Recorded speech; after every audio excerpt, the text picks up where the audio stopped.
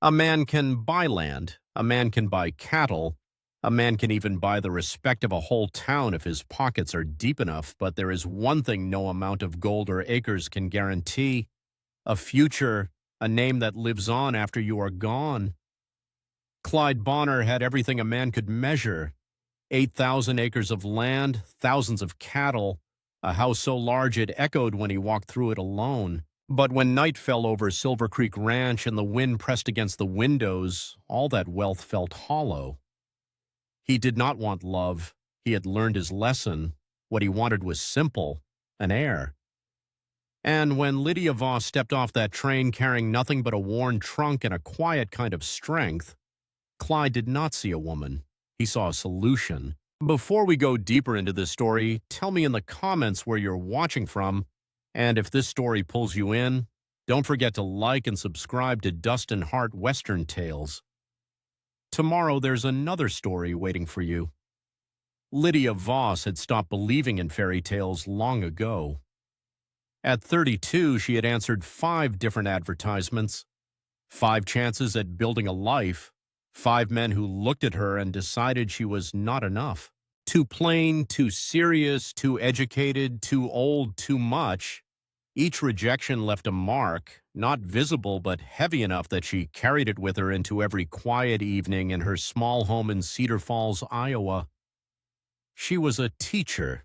The children adored her. They looked at her with trust, with admiration. But when the school day ended and the laughter faded, she returned to silence. No family, no child, no one calling her name. That was the ache she could not ignore. So when she read Clyde Bonner's advertisement, something in her shifted. There were no promises of love, no sweet words, no lies dressed as hope. Just honesty, cold, direct, unapologetic. He wanted a child. She wanted one too. That was enough. Or at least that was what she told herself. The journey to Montana was long and quiet. 2 days of watching the land change outside her window, from green fields to wide open plains, from familiar to unknown. By the time the train slowed into Silver Creek, Lydia's hands were trembling. This was it. No turning back. When she stepped down onto the wooden platform, the cold air hit her first, then the silence, and then him. Clyde Bonner stood apart from the others, as if the world naturally made space for him. Tall, broad shoulders, still as stone. His gray eyes found her instantly. And in that single glance, Lydia felt something she had not expected. Not warmth, not kindness, but a tension so sharp it felt like he could see through every layer she had built around herself. "Miss Voss?" He did not ask. He knew. "Mr. Bonner," she replied, her voice steady despite the storm inside her chest. He shook her hand briefly, firm, businesslike, then took her trunk without another word. The carriage waiting outside was polished, expensive, and quiet, much like the man sitting across from her as they began the journey to the ranch. "This will be an arrangement," Clyde said after a long silence, not a question, not an explanation, but a statement. Lydia folded her hands in her lap. "I understand." His eyes flicked to hers for a moment, measuring.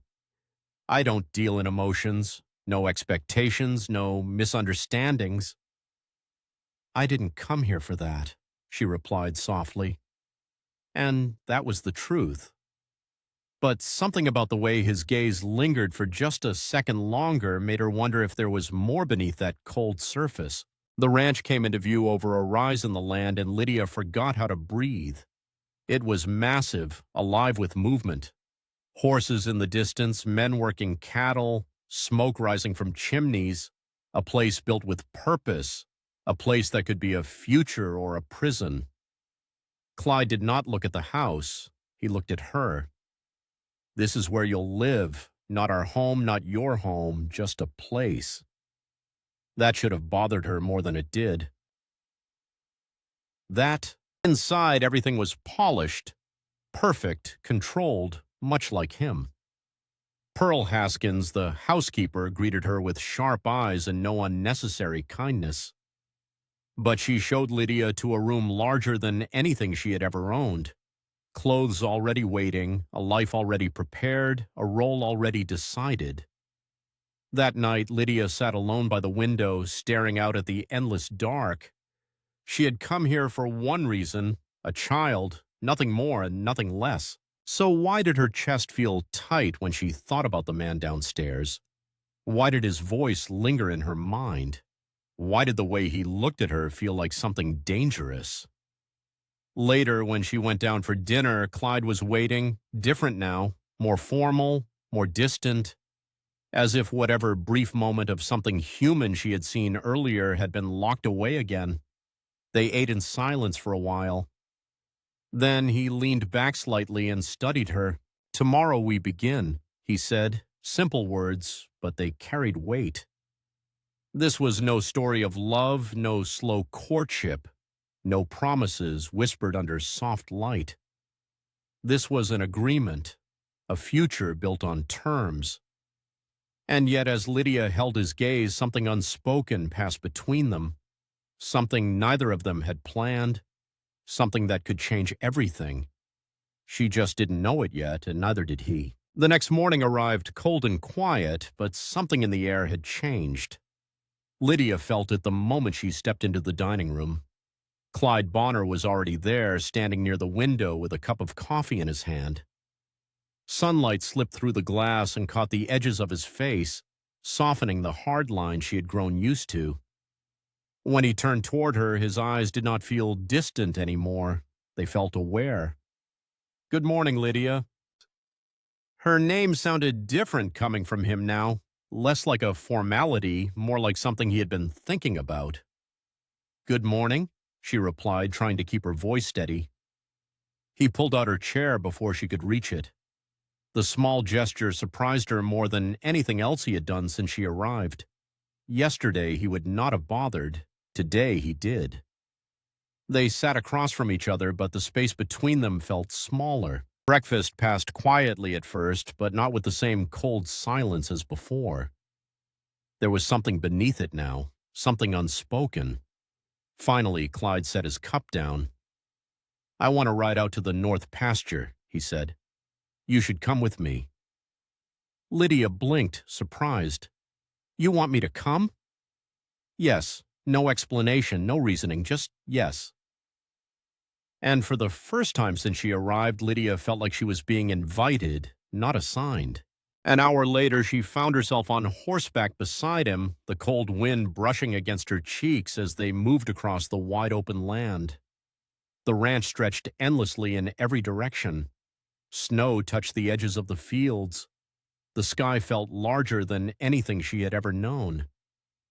"It's beautiful," she said softly. "It's work," Clyde replied automatically, but this time Lydia caught it, the hint of pride beneath his words. "You love it," she said.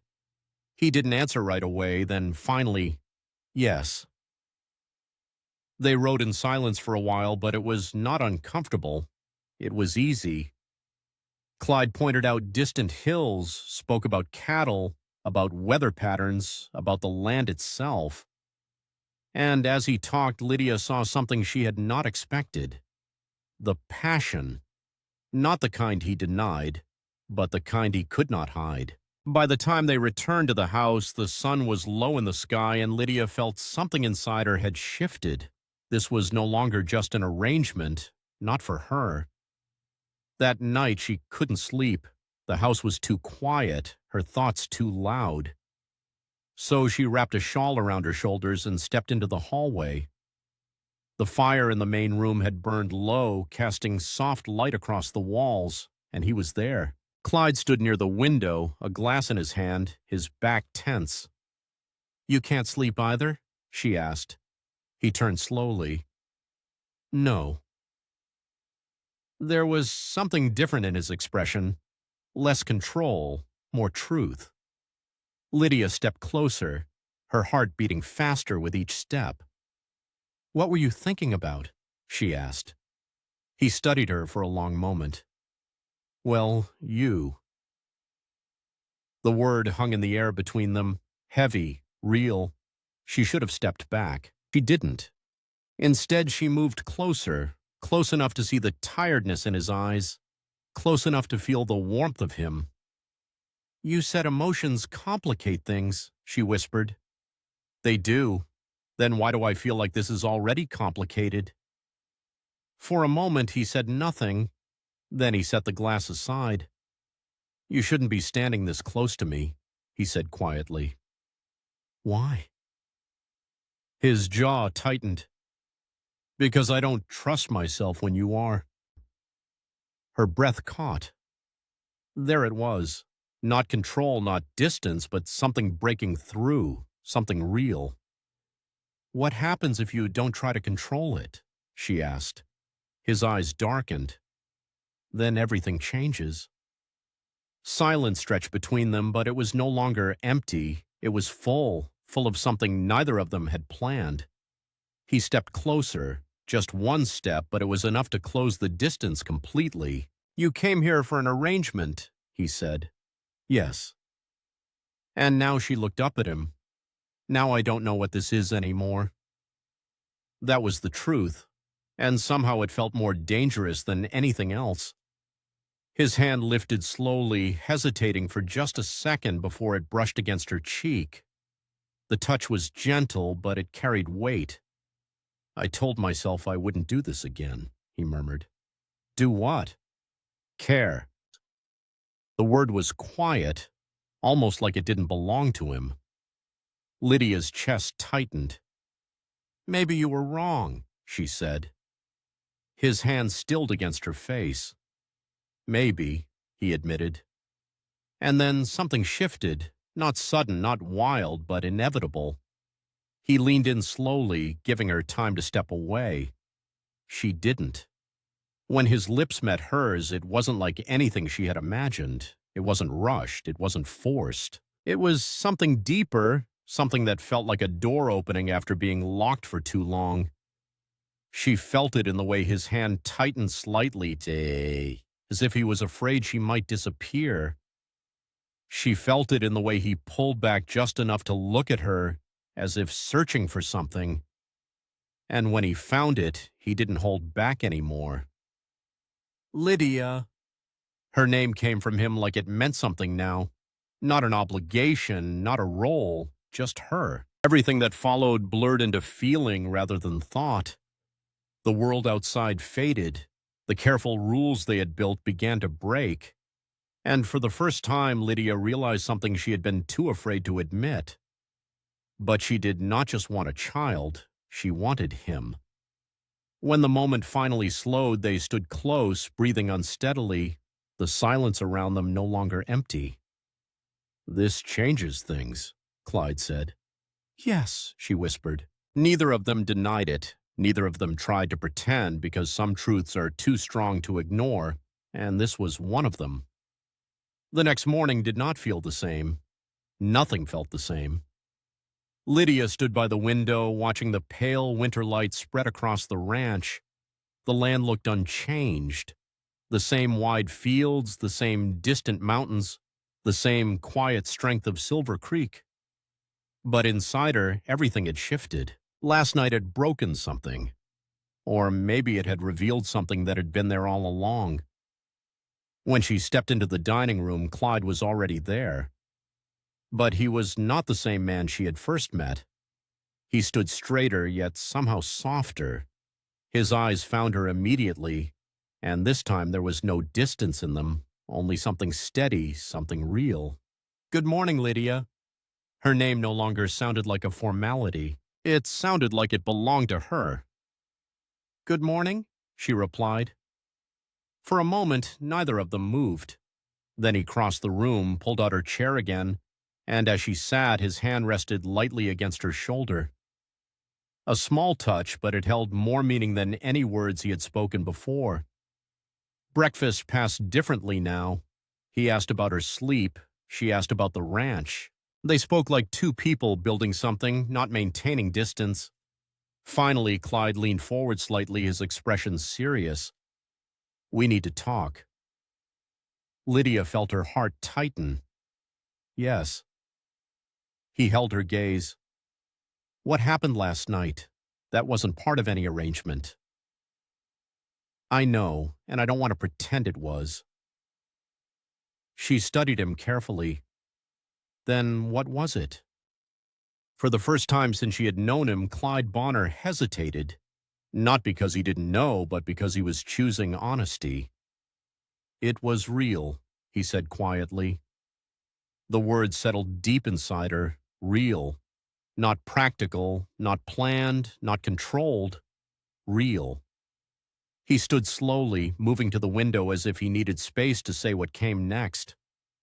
I built my life on control, he continued, on keeping things simple, clear, predictable. Sadly, Lydia rose and stepped closer, and now he turned to face her. Oh, now I don't know how to put this back into a simple arrangement. A small smile touched her lips. Maybe you're not supposed to. That landed somewhere deep in him. She could see it, feel it. Lydia, he said, stepping closer, I don't know how to be the kind of man women expect. I don't want that kind of man. His eyes searched hers. Then what do you want? She took a breath, steady and sure. I want a man who is honest, who doesn't pretend, who stands beside me, not above me, someone real. Silence. Then something in him gave way. Not weakness, not fear, but something stronger, decision. Then marry me. The words came simply, directly. No grand speech, no poetry, just truth. Lydia's breath caught. Marry you? Yes. He stepped closer, his voice steady but filled with something deeper now. No, I don't want this to be an arrangement anymore. I don't want distance or rules or conditions. I want a partner. I want a life with you, not just a child. Her eyes filled before she could stop them. And if I say yes? His expression softened. Then everything changes. She let out a quiet breath. It already has. That was her answer, and he understood it completely. He reached for her then, his hands gentle as they framed her face. Are you sure he asked quietly. Yes, she whispered. I'm sure. That was enough. When he kissed her this time, it wasn't filled with hunger or urgency. It was something steadier, something lasting, a promise, not a moment. The wedding was held in the small church in Silver Creek.